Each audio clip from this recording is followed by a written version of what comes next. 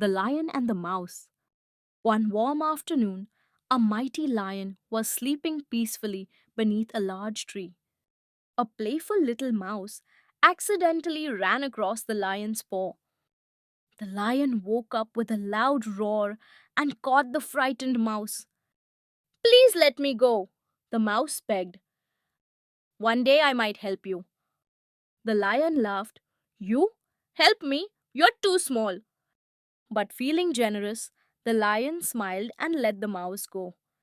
A few days later, hunters set a strong rope trap deep in the forest.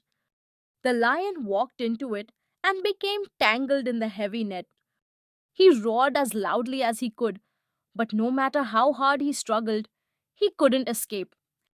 The little mouse heard the roar and rushed toward the sound.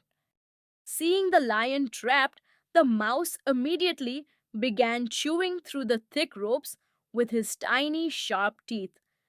Bit by bit, the rope snapped. Within minutes, the lion was free. The lion looked at the tiny mouse with gratitude. You were right, he said. I thought strength was everything, but today you proved that even the smallest friend can make the biggest difference. The mouse smiled. Kindness is never wasted.